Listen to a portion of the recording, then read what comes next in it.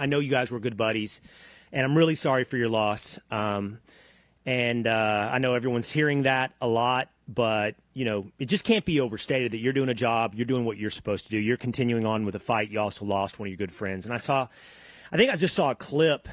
I don't think it may have aired, Jack. I'm not sure, but I think you sat down and did an interview with CNN, which is kind of shocking on its own. Yeah, I did. But you did, and I saw the host say something to you like, I can't remember. She may have been doing the both sidesism thing, She might have been doing the political rhetoric thing, and your response was, "Well, my friend's in a box."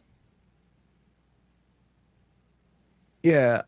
Well, I think she was better than some of the kind of hosts have been out there saying, kind of trying to blame both sides and play those games. The way she asked it was, are we in a war?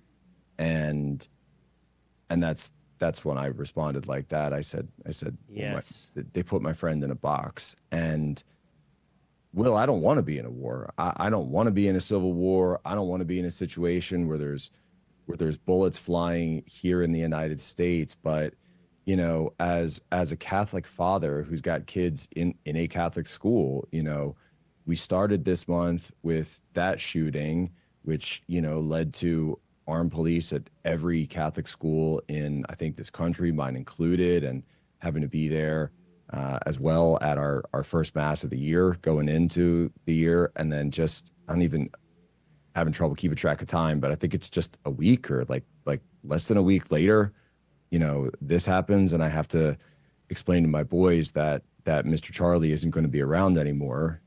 And God called him up to heaven. And it's, even, beyond what my own feelings are. It's just, I don't even know how to explain this to my kids, having to grow up in a world like this, where this stuff keeps happening over and over. Yeah, I don't know either. And I can hear, I think I know where you are. I consume a lot of your content, Jack. We message here and there, and I respect your work. And I can hear the struggle in two things. Obviously, you can hear the personal struggle, but like where we go from here as well.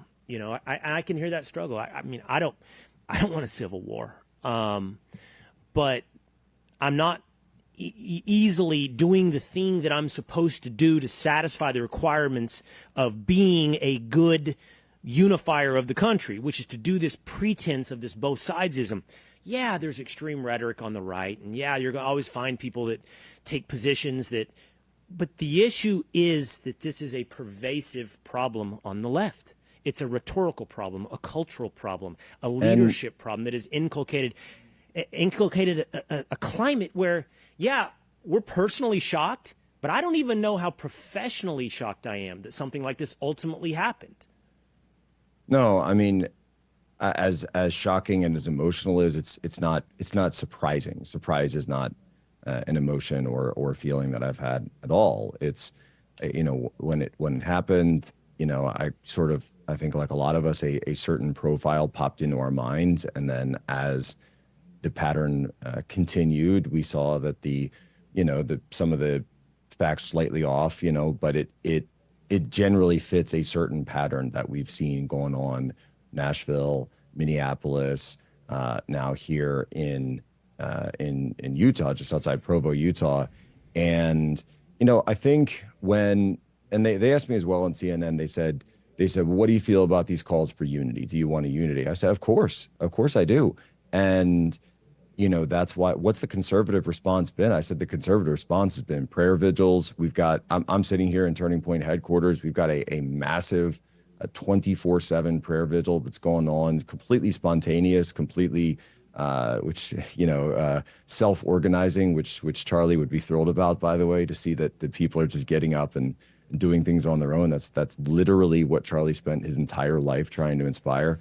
And he did it. We are in the turning point now.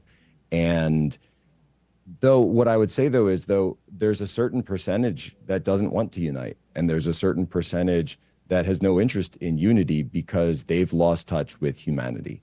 They've lost touch with what it means to be human, with what it means to live in reality. They've disassociated with that reality. And you could come up with all the psychological reasons, but what we do need here is a similar response. And I've been saying this a long time with the Minneapolis shooter, and I think it's the same here. We used to have a problem, Will, and I actually just heard, in the promo during the break, serial killers. Serial killers were a huge problem in America. And this was a phenomenon that seemed to pop up out of nowhere. And what did we do as a country?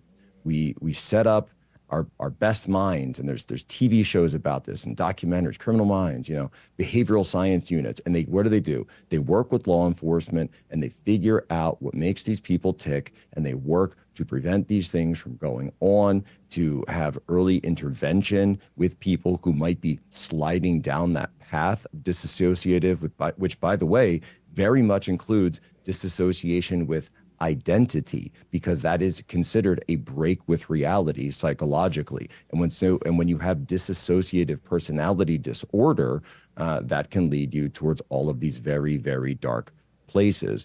And so, look, what needs to be done, it absolutely needs to be law enforcement, because regardless of where you are, left, right, middle, moderate, etc., independent, libertarian, we should all be able to agree that these types of violent acts have no place in our society. And this murderous left-wing cancer that is celebrating them. And I didn't realize, but I was going to have a debate with a leftist this morning who he was mocking Erica. He was mocking the children. Not even going to say his name, but he was laughing the entire time. And he said, well, it's all Trump's fault. It's all Trump's fault. Will, they've lost touch with what it means to be human. And, there's something where absolutely the naming, the shaming, the humiliating, I think that's part of it. But if people cross that line and start calling for violence, that's where law enforcement's got to come in. Did you have that debate, Jack? Yes. Yeah, we just taped it. Wow. And that was the reaction. And by the way, because you said this, my curiosity, you're there right now. You're at Turning Point headquarters. Yeah. Tell me how it feels and what the sentiment is behind the scenes at Turning Point.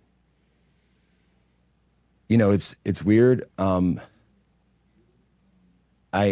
talk a lot for a living, I guess, and I can't even find the right word for this, but everything looks the same, but it all feels wrong.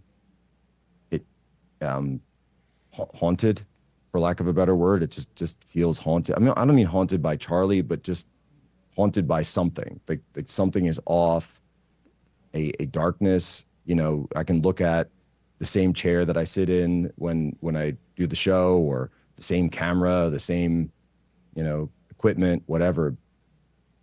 But it's not the same because something's wrong.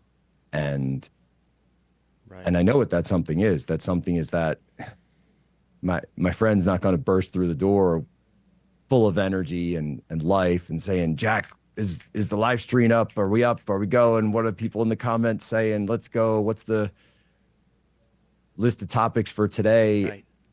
And you keep waiting for that, but there's that other sense that it's never going to happen again.